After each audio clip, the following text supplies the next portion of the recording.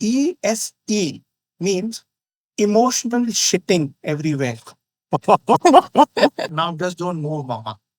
From back, just hold her. And so all that temperature has maybe come down. To be sincere to what is precious to me, I'll have to be very serious, bro. My God, look, you are so intelligent. Only when it comes to me, what happens to your intelligence? One thing it definitely helps you break free from is psychological slavery. Now I'm going to share with you a secret about energy. Hello and welcome to Whose Race Are You Running? This is Sia, I'm Rajiv, and we are here to talk about you.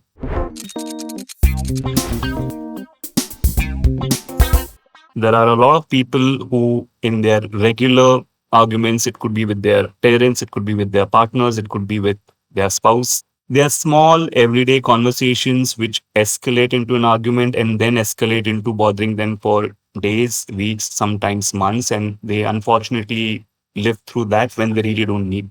Sometimes it feels like we're intellectualizing a lot and making our problems sound much bigger. But that's why we're here today and very excited about Dr. Chaubey so that we talk about solving all those disturbances just like we do for our body, where we go to the gym and we feel good about our physical body the whole day. We're here to talk about the gymming of the mind, if I have to put it that way. So let's bring in our guest then. Dr. Shailendra Chaubey has been an Ayurveda practitioner for almost 2 decades.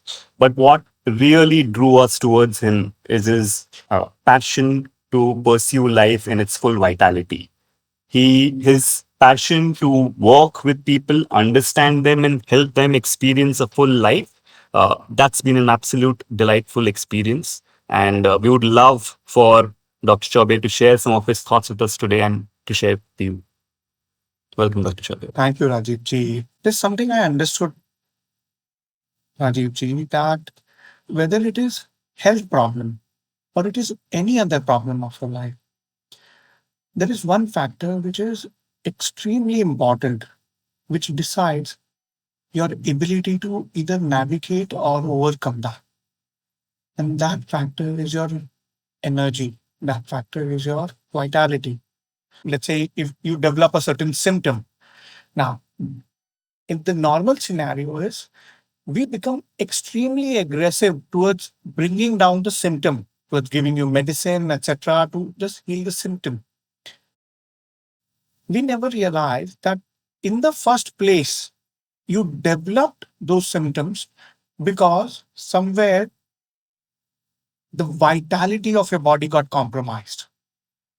Now, if at all you don't first focus or do not get so aggressive about healing the symptom, but if your focus can be about enhancing the vitality, through that you will actually recognize that body has its own ability to heal itself much faster.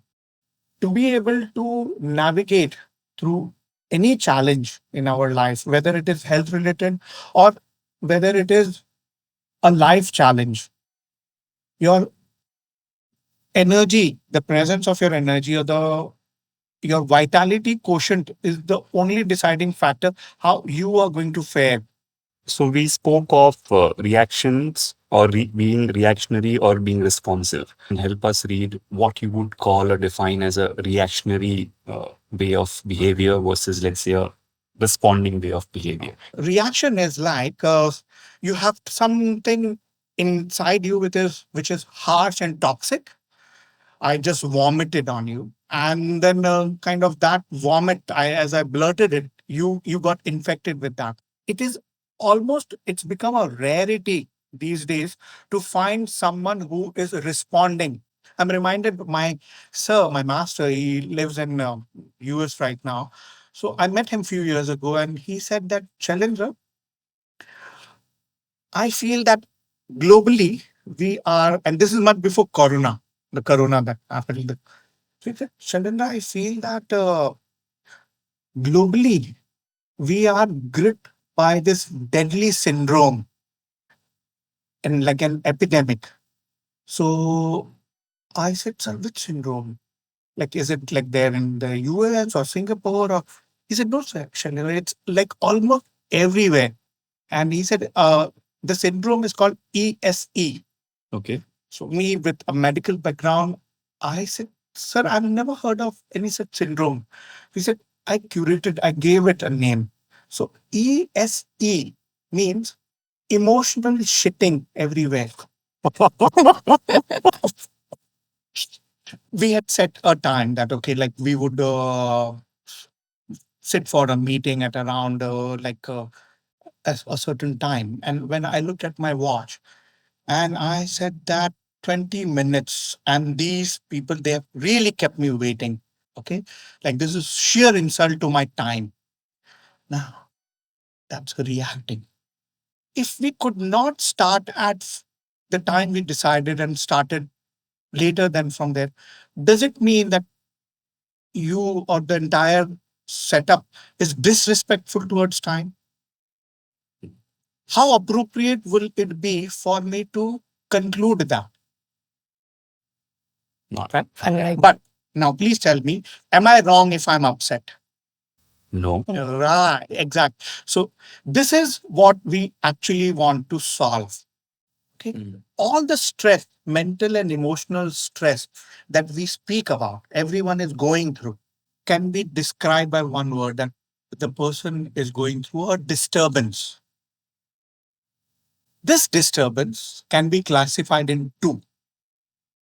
One, disturbance comes under the category, I call it upsetness. I'm upset about something. And the other disturbance, we can classify it into loosely the word like anxiety. I'm feeling anxious, right? Upsetness is a feeling. I'm feeling upset. But there are emotions which can, different kinds of emotions are under this umbrella of upsetness. So hurt, anger, disappointment, hate, they are all fall under this upsetness. Anxiety is unrest. Meaning when we say I'm feeling anxious, anxious means I'm in a state of unrest, which means either I'm worried, I have fear. The third is like while we experience it is jealousy. They all makes us anxious, unrest. So either one way you're either hurt, and Yes. because of hurt, various disappointed, things, or you are kind of in a space of worry and fear, or okay, sir, like that. Now, people who are genuinely interested in becoming free from getting affected like this, not because reacting or not reacting is appropriate, inappropriate, because what I go through after that whole thing is gone, you then say that in like, this is not me. I cannot be like this. Given whatever the situation, this is not up to my mark, up to my standard. I'll never behave like this. Again, something happens, we forget about all this gyan. Not, but it does not mean I genuinely did not mean it. I mean it, but there is something within me which I am helpless to. Okay. That is exactly what I want to present. So we need to first understand the, like, as we are growing, there is something within us which continues to decide who we are going to be in the thinking way, in the feeling way, and in the behaving way. Okay. As we develop ourselves, we operate from space where we hold onto a lot of values. But amongst all the values that we count on and we hold and we consider very important, there is one which becomes our deepest and most innate space of functioning. Now, that for a person is the biggest strength. But at the same time, the person is most sensitive, vulnerable at that point. So, for example, if being punctual is my core value, if you have to describe one thing about, like, in one word, Shailendra, you can say that, yeah, he can, you can say that time and him goes together. But at the same time, this is my biggest vulnerability. I am the weakest here. Because anything that goes against the respect or my perceived respect towards my core value, I will consider it as a compromise. And as a being, we never like compromises. Especially, we will not be able to compromise our core value because it means you are asking me to compromise my biggest asset, something which I built myself. So, actually, if you will see, everyone who keeps getting upset, either with a person or with a situation or even with them himself, is because they feel they've compromised on their core value. How do I spend time with myself to understand what's my goal? It's if I can answer the question, what in a certain person's behavior or nature around me, whether I know or I don't know, is most unacceptable. Any person, like, let me ask you, Sia Rajiv, what in a certain person's nature will be most unacceptable to you? No matter what, you will not be able to accept that behavior. I think hurting people or harming Hurting. something, intentionally causing harm or Okay, right. So, what is the opposite of hurting someone? Caring for someone? Exactly. kindness. So, which means that Miss Sia's core value is somewhere closer to the word care. If you have to look at her from the very space she has evolved, you must be extremely sensitive to the word care, which means even whatever the way you treat anything, the way you treat your books, the way you treat yourself, at least up to the definition of care you have, this word must be extremely important for you. That is why anything that may come across as uncaring to you is good enough to disturb you. To the extent, if it is done by someone very close or important, it is good enough to not just shatter you, but traumatize you for life. So would it be correct to say that somewhere close to asking the question as to what is a particular act which is absolutely unacceptable Kind as of. the right starting Yes, point? yes, Oh wow. yes. I'm just going So- for so many incidents in life and suddenly it's all just You will all falling into actually you will see that a lot of other things, acts, you may still let go. You are pardonable. But Thank if God someone for small very mercies. important to you has treated either you or something which was again very important for you in an uncaring manner, it will disturb you, it will upset you. The degree of the impact is actually decided by how important has the source of impact been.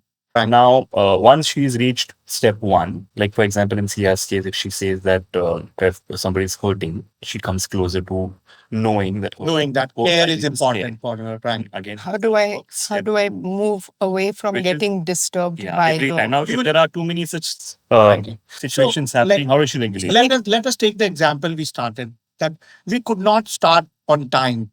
In a situation, I decided that here I will give a leeway. Time is important for me, but because it is I am the master of my value system, I can decide how much to apply where. Because I am not a robot. I was asked this question in my laptop. Are you a robot? So because I am not a robot, I can choose how much intensely I want to hold the significance of my time with a given person in a given situation or circumstances. That makes me fluid. Otherwise, like I am rigid.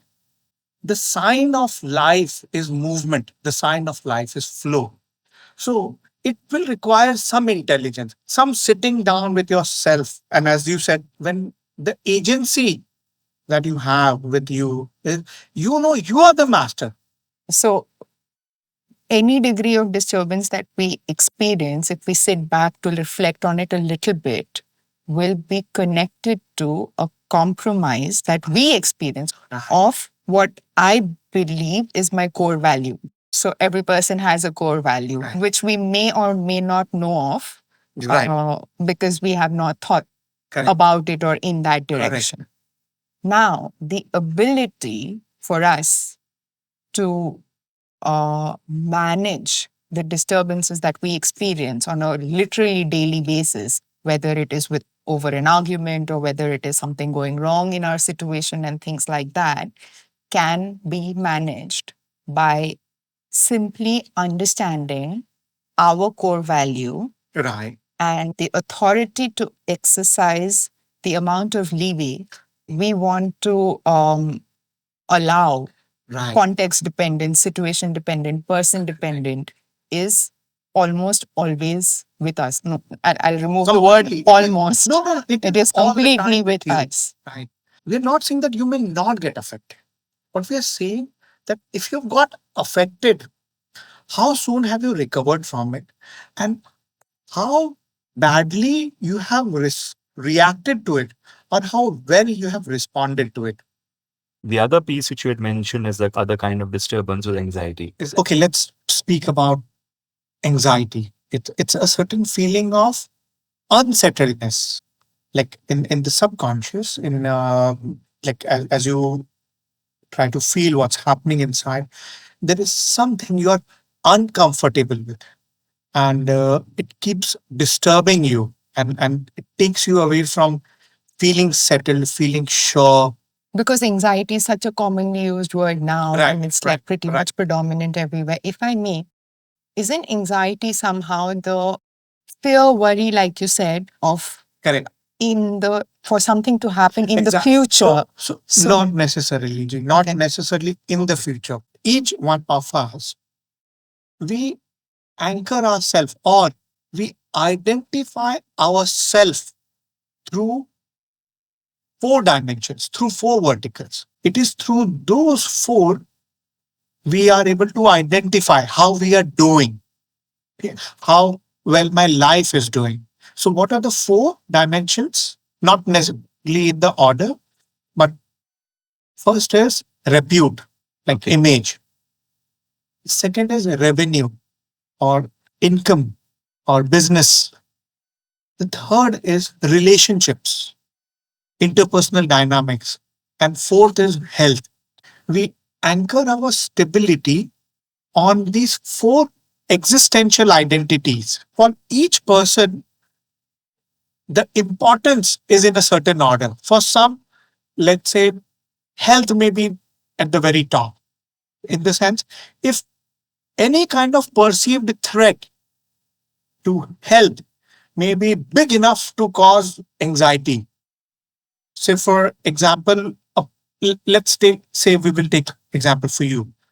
She's more deeply inclined, or she identifies herself or life more through the stability of health, which means if there is slightest of fluctuation or perceived threat to health, not just her health, but health the of people her around close her. ones, and if she is kind of comes from a space where even planetary health may matter, and if she feels that something is of a threat, you may get very disturbed that what's happening, nonsense, we have to stop these things. And it's quite possible that if her revenue, her identity of her life and herself is not so much through revenue, even if the revenue aspect, if the source of her income, etc., may go through a certain fluctuation, she may not get so disturbed. Something that I've observed, that people have generalized their anxiety and say that I'm feeling anxious. What actually does not help, Rajiv ji, Sia, that generalizing it makes you feel that there is an overall problem with you. Versus if you are able to see that, no, on many fronts, I'm fine. Till the time you are confronted with a perceived threat, your anxiety will continue. Anxious people, like if you really see what are anxious people really seeking for, they're seeking only one thing, Ji, a hope. As soon as they see that there is some hope, there is some assurance, that settles. The more you take away hope, that was the source of all the energy and life coming to me. And you are now saying that this source of life will no more be available to you. Yeah, that could create deep. So Havoc. it creates existential crisis. Thinking of the first one, the disturbance on the upsetness Correctly. front, core value and the compromise of core value. Put it together with your identity. Oh, devastation. Like that is terrible. That is so. If at all, like let's say you are upset. Like if you have felt that is a compromise on your core value, and at the same time, if your identity space is going through a crisis, if on both of the sides if you're confronted with this At the same time, yes, this crisis from both the sides, it is extremely painful for the person. That's where that's the space of experiencing trauma or depression. What do we really mean by depression? I don't want to define it the way we may find it in the books, dictionary, or even psychology. I feel depression is a state where you have so completely lost connect with your ability to function on any level. It's an absolute paralysis to your ability to feel excited, enthusiastic, or even to respond. Oh, that's a lovely definition. the most practical. It's the most So- understandable, usable But- definition. Which means that the two dimensions you are holding on to feel to feel yourself, to feel the brightest you, and to feel connected with life. I was reflecting on this and I said, why? How can this change? How can this not happen? How can this be prevented? If you go back and if you will see that your entire education system, the way you have been trained, cultivated, nourished by the institutes, by your teachers, parents, and also society, is only in one direction, which is to help you become successful in either becoming famous or earning well, or also become successful in your relationship. Be a good mother. Are you a good friend? All these are relationships. You have to. However, if you take a closer look at these dimensions, we realize that actually success, money, relationship, ultimately they are means to a living, to create a living. But because only that was the emphasis, deep down, we grow up with an illusion, thinking that this is life. We never realized that lifing is separate and living is separate. And each time something in your living space, everything that is for your a living, when that goes through a crisis, the subconscious in us feels, concludes that there's something going wrong with my life. I think what you're trying to get at is we have confused earning a living, earning a Developing a living. living, yeah, We've completely confused it with living or life. lifing. Let's call it lifing. So the word lifing came to me because I felt that what would a surfer do when he has a surfboard at the sea? He would go surfing. And actually, if you will really closely observe all the problems that we are talking about, they've got to do with our living space. We are, and we have lost sight of the balance. So if we go back to identity and core value, where we were at, if there is a person to whom, let's say, trust is their core value, Right. loyalty, let's say, is Right. their core value, Right. and if relationship is their primary identity. Right. So if their partner Absolutely. breaches their trust, that person is screwed. Yes, that's How? affected. Right. How to deal or what to do with identifying core value and core identity Right. pillars where a person can understand and then move forward. Once you got affected, getting affected does something to you. It terribly disturbs the momentum you had. So the first step before moving forward is stabilize. Okay. Right. Now, this is another deep conditioning and deep teaching that we are always asked or expected to be progressive.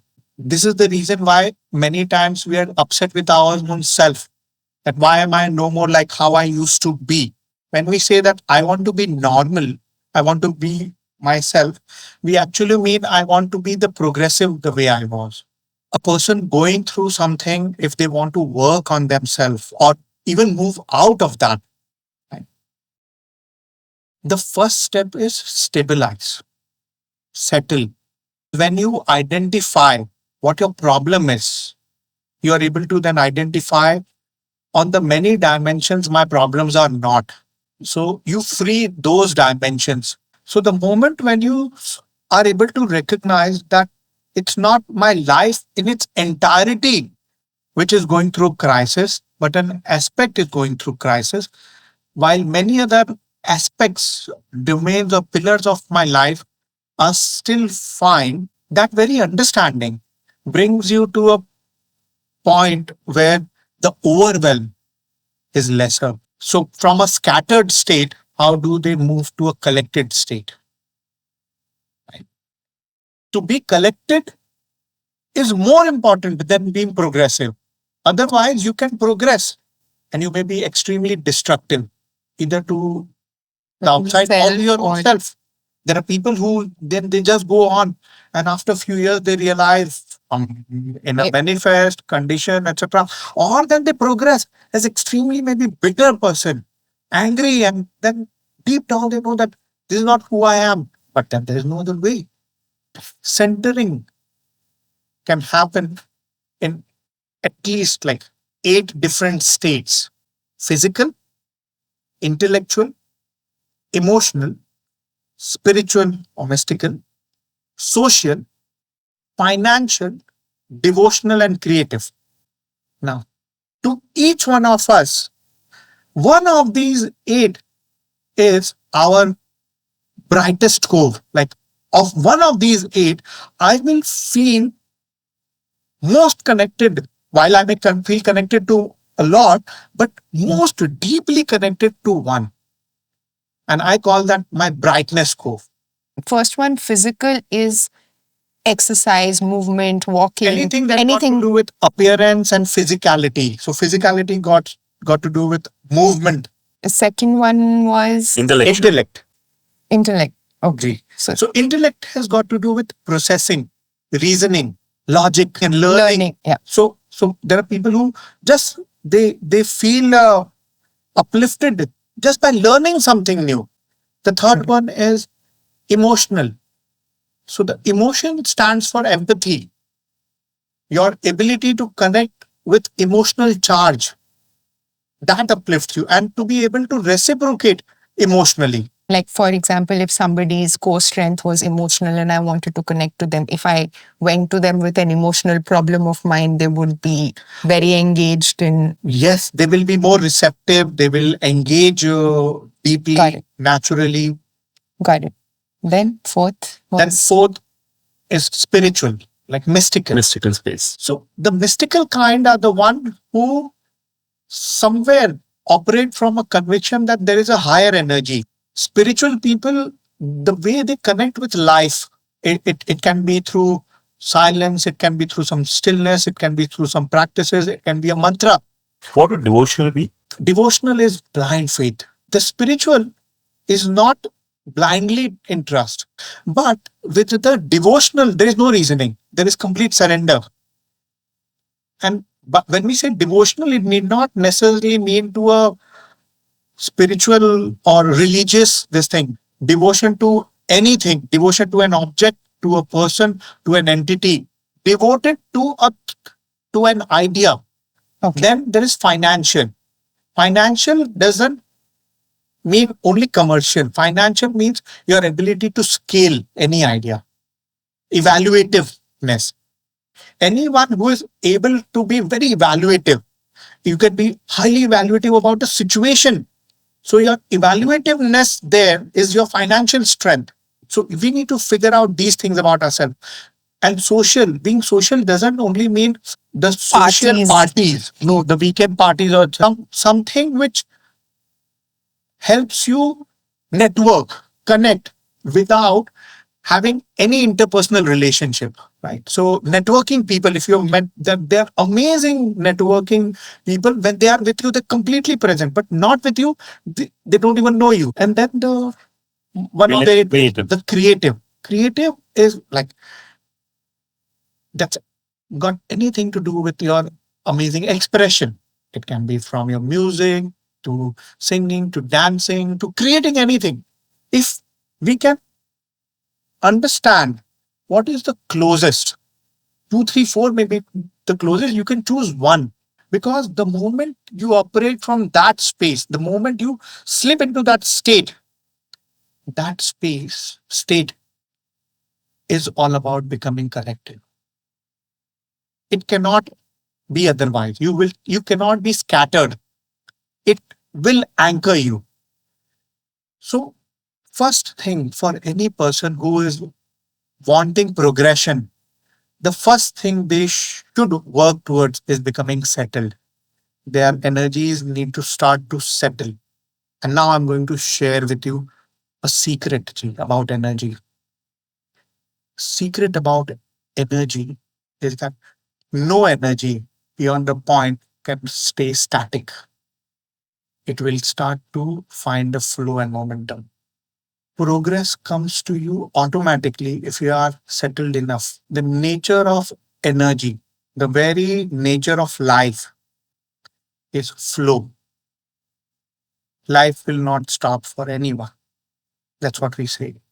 So help me if I'm reading this right. Let's say I'm in this disturbed state at this point in time, and let's say I've identified, okay, creative is a strength which I would relate or resonate. Correct. And if I am able to, let's say, consciously do that, uh, I will eventually reach where?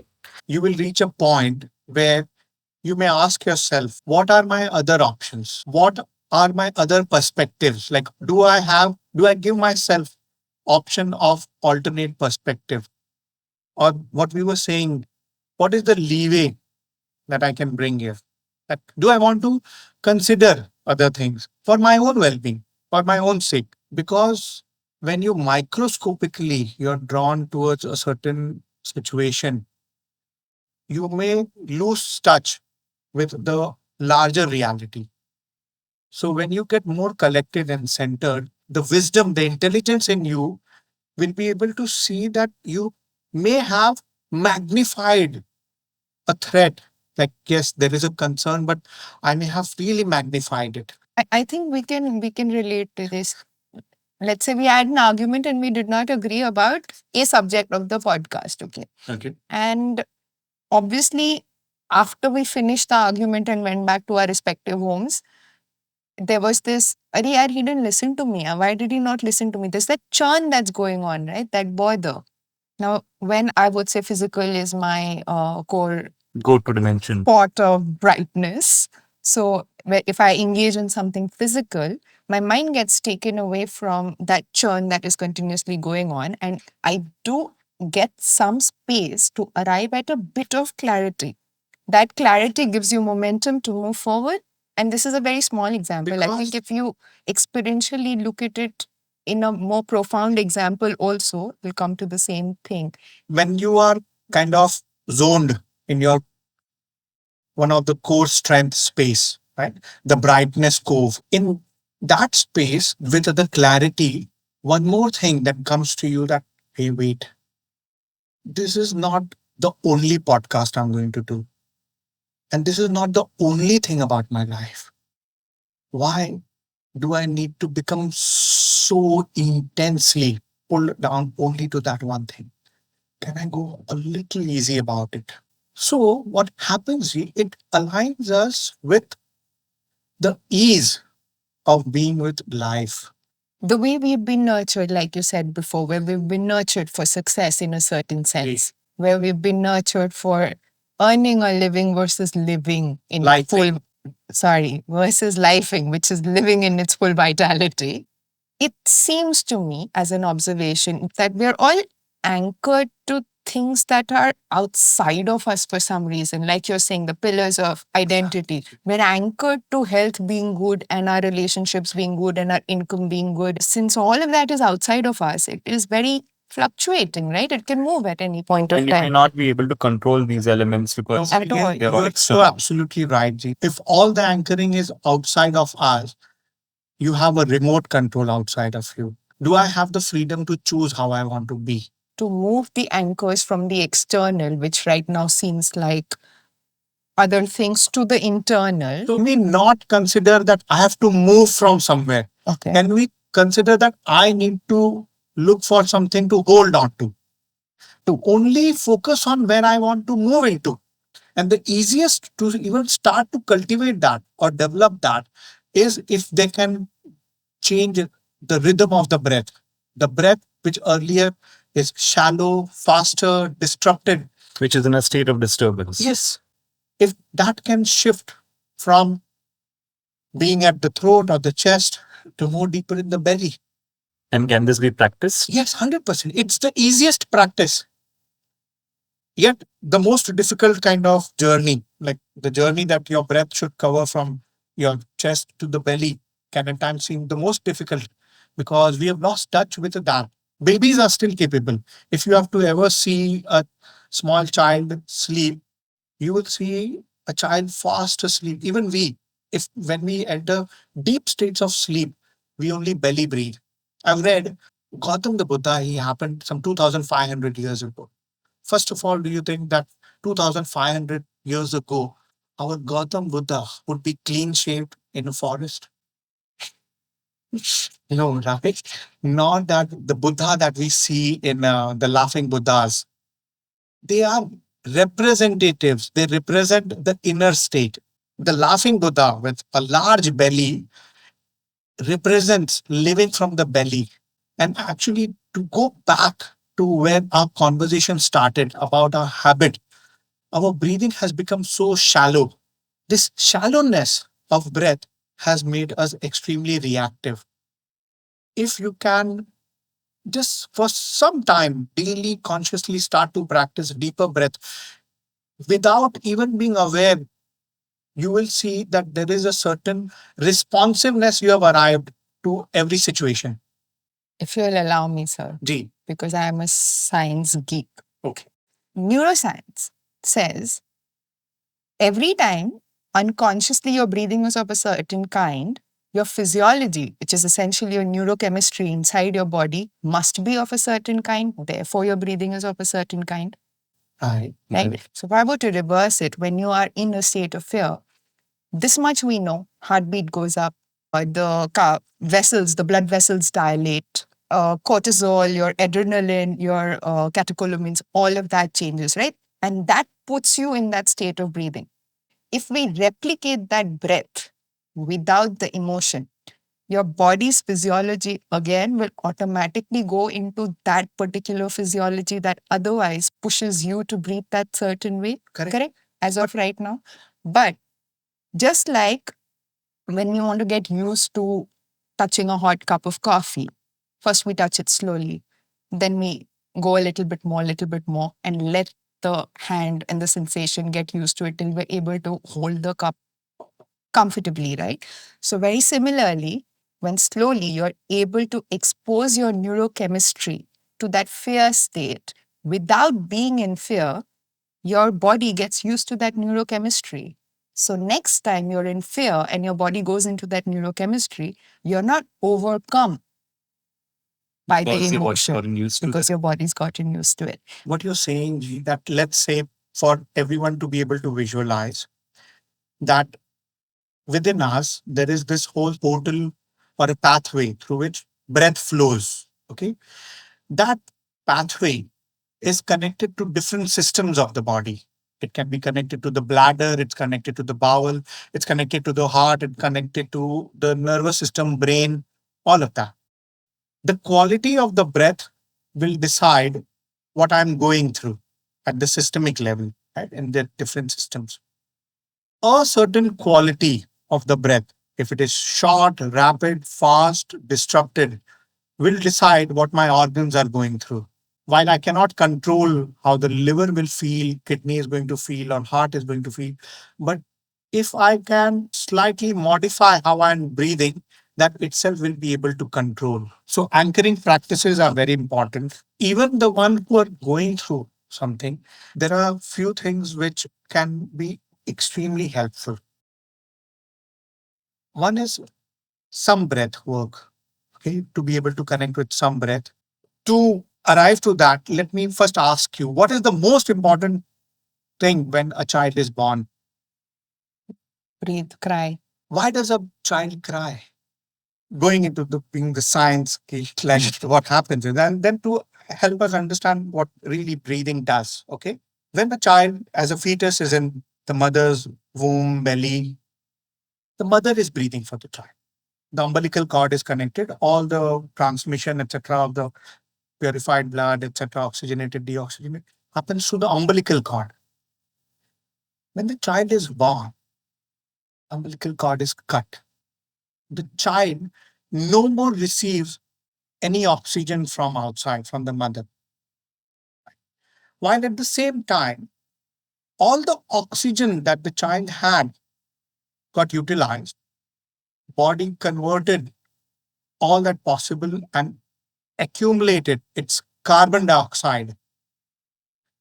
And for the first time, the lungs and the body full of carbon dioxide has to find a new outlet.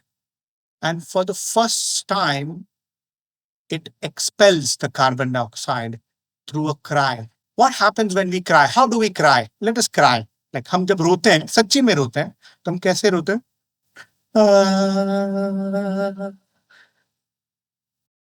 Cry is exhaling. Life begins with an exhale. Life never begins with an inhale.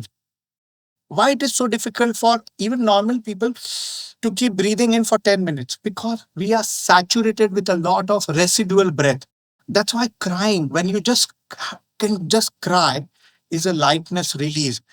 At times on the biochemistry level, the release is of super serious carbon dioxide. Can we Just exhale. like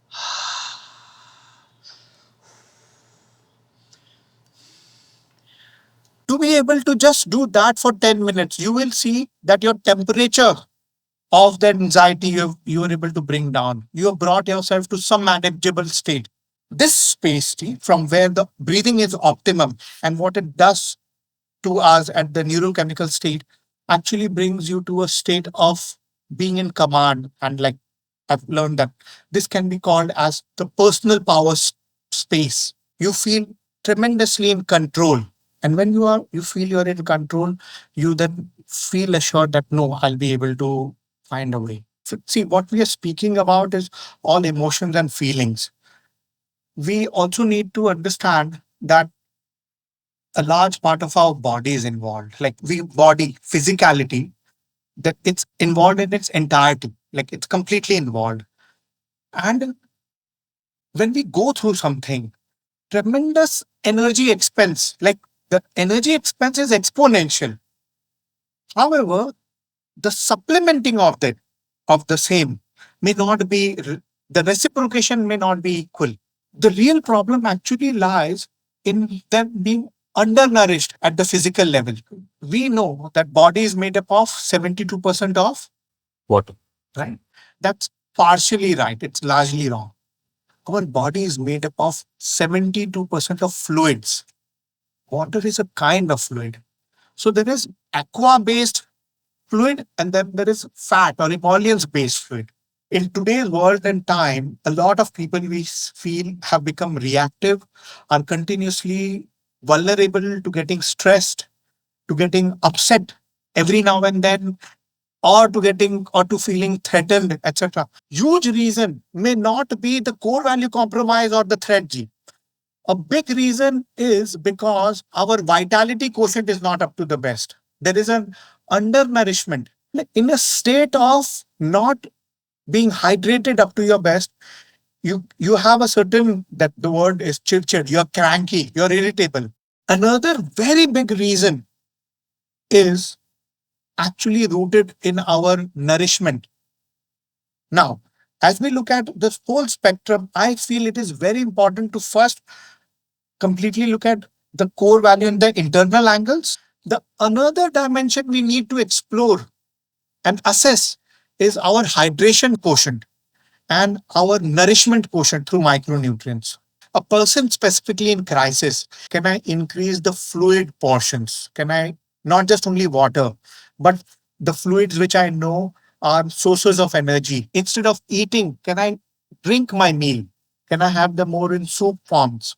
The whole world is going towards stop drinking your meal, eat your meal.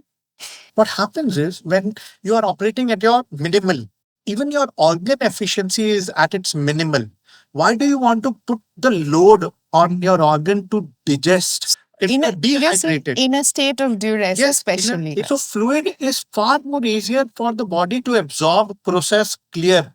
If our concern genuinely is mental, emotional well-being, then the two nourishment quotients through fluid, like the hydration, is extremely important, and replenishing yourself through micronutrients, which are more abundantly present in vegetables and fruits and nuts and dry fruit. Because we're talking about the word stress, and now the word stress has become like a universally prevalent word. Right.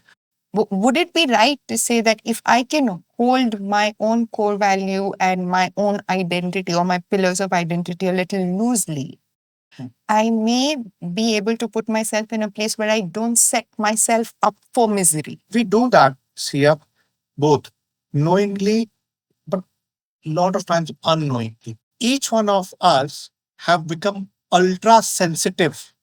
Values are very precious to everyone. Okay. Now, whatever is precious to you, unknowingly, you become very serious about it.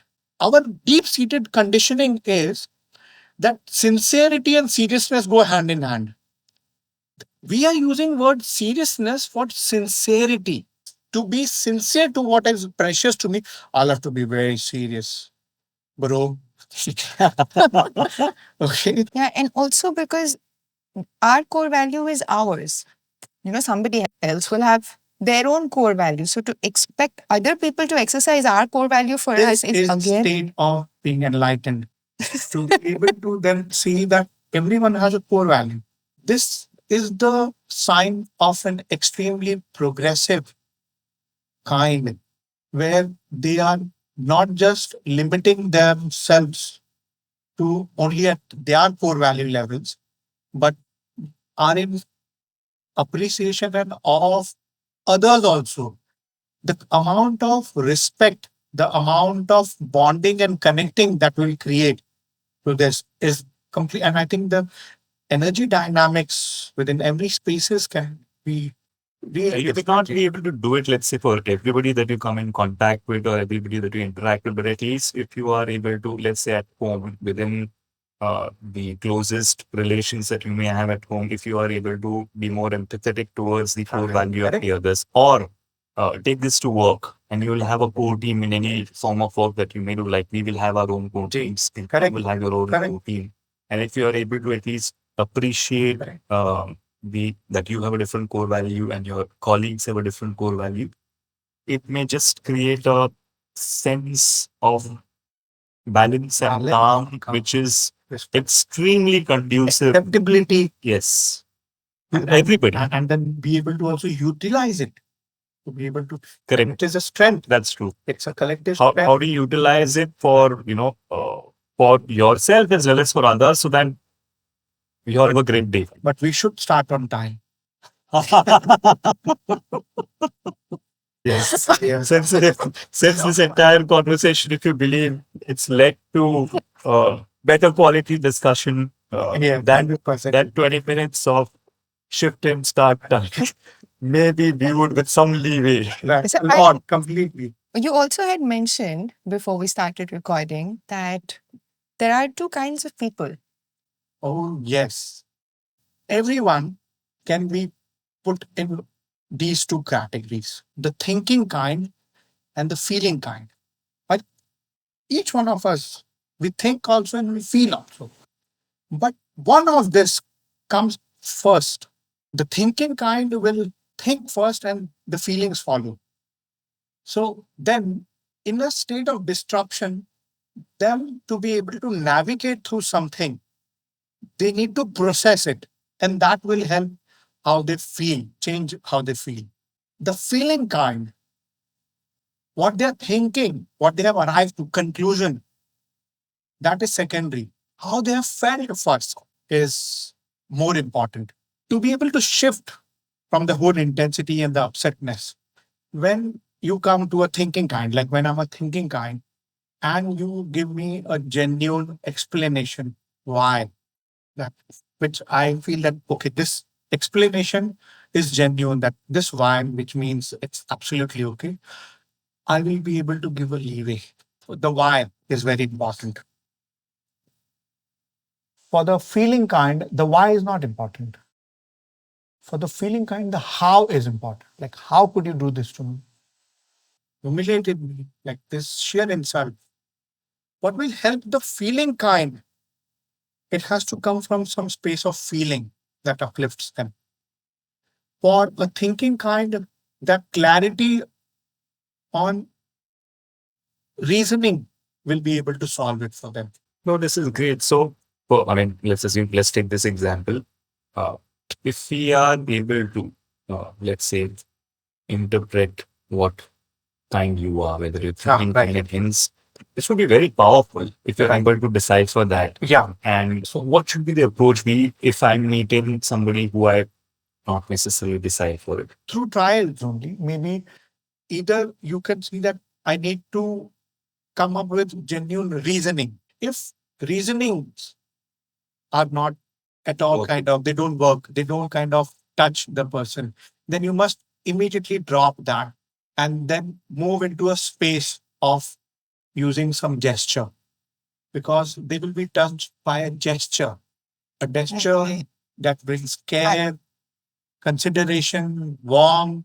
Are they mutually exclusive? Can some people be the thinking and the feeling kind? Now, there are many where the thinking and feeling are both balanced, where it's 50-50.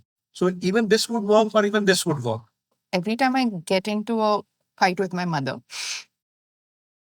I suddenly just I think the reason I'm never able to get through to her is because I'm always trying to explain how, busy I am, or some shoot was going on and some problem happened and we got stuck and therefore I couldn't call you back. And it suddenly occurred to me that all of that is pointless because she just hangs up the phone. And obviously she's irritated. And yeah, and what I also, it just connected because you were speaking and I was just thinking about it. When I was like, okay, mom, tell me what's going on. Why are you so upset with me? I was just literally 5 minutes late. And she spoke for an hour and a half. And I just listened. And at the end of that, she was suddenly fine. So you just became you just became available to her emotions. Maybe the gesture here was just becoming available. Next time I'll suggest you that give her a small surprise and just, and now just don't move, mama. From the back, just hold her. And so all that temperature has maybe come down. Works. The happy works for Because I think I think I'm a thinking kind. I don't know. yeah, you are a person with reasoning. Yeah, Where you so operate from, and then to the reasoning kind, all of this appears as dramatic. yeah, because I used But to. then they that is their world. It's not really drama. Somehow we are the misfit, and we are the ones who now the problem is there's another huge problem. To the feeling kind, you come across as so intelligent, and you've not been able to figure out this one basic things. My God, look, you are so intelligent. Only when it comes to me, what happens to your intelligence? Like, which clearly means that you are ignoring me, you are avoiding me. I mean nothing to you. No, I think in another way that this really helps is because we deal with so many people in our lives, right? All family members, friends, etc. And sometimes we're really not able to get through to people, and that's frustrating. If in one word we have to describe what is each person continuously doing on this planet. Though that word is interacting. In your breath, you are interacting with air, and so you're either interacting with a person, you're interacting with a situation, or you're interacting with yourself. The clarity of your how you're defining yourself, and based on that, the choices of interaction you make, the consequence will be if that interaction is uplifting you or depleting you. As simple as that. In the process of awareness, what really awareness helps you with, one thing it definitely helps you break free from is psychological slavery. When you start to look at yourself and you start to see how you are thinking, feeling, behaving, and when you want to be freer, you really then understand what is that you can hold on and how is that you can then utilizing this whole concept. It can actually free a person from all kinds of psychological slavery. When we started off, in my head, I was keen that we don't over intellectualize anything because it's already so over intellectualized. Concepts like self awareness, etc. It's a term we use very often, but don't understand it. So what does it mean? If I were to ask five people, they would all give different definitions of it. But I think having this conversation with you has allowed it to be demystified and broken down into smaller elements. As simple as spend a few minutes with yourself and just understand what your core values are. Then understand your pillar of identity. And if you're able to understand these, you'll be able to understand uh, a lot of the arguments that we have, Disturbances that all you the experience. disturbances that these create. You'll be able to understand them better. And it still does not mean that there is crisis in all areas of your life. You first need to, just isolate the areas which are functioning well and leave them as is. That itself, Derive strength from them. correct, and assurance and reassurance that most of your other aspects are in place, and now you know what to work on, and then how to work on those. Whether it's through anchoring yourself and could just be breath work, which allows you to do that or teaching something like that. I don't need some excessive, exceptional training. Absolutely. Yes. And if I were to just do that and utilize, what of those 8 dimensions that you described, the my space that I could go to and exercise that and get my energy or clarity from there. I mean, all of this just to me is demystification of a Decoding. Yes. decoding of self-awareness, or even, if you are more generous, if you are able to do that a little bit more with your loved ones in your workplace, then the applicability of it on your daily interactions and interpersonal relationships, it can just be so rich. Really, what I'm taking away from this is I just need to spend 30 minutes with myself every day. Um, Even if I do it 3 times a week, Right. more than what I go to the gym to, I'm sorted. Before we let you go, I love the way you're looking at what now is becoming a very heavy word, mental health. I think somewhere along the line, we're missing a few points. Somehow, we're normalizing things like stress. It's okay. You can feel a little anxious. You're human. But what you're saying is you don't need to feel all of those things. And in fact, we can go a little further and say you really should not live life like that. You should live life in its complete exuberance. And anything that disturbs your complete exuberance, with a little bit of work, very little bit of work, Yeah. Right. you can overcome very, very quickly. Correct. And for that pursuit, we genuinely thank you. Thank you so very much. How can people reach you, sir? We've created a system called Viryaa, and that's a system of healing conditions and reversing a lot of health conditions and also helping people on more enhanced well-being. It looks into both the dimensions of physiological problems from metabolic conditions to inflammation and skin related, gut related issues to also psychosomatic conditions, disturbances at the mental emotional level. And we are also working with a lot of people who do not have problems, but know that the scope of their well-being is far more higher. We will anyways put all the contact details, the website, email address to reach Dr. Shailendra Chaubey on the show note captions.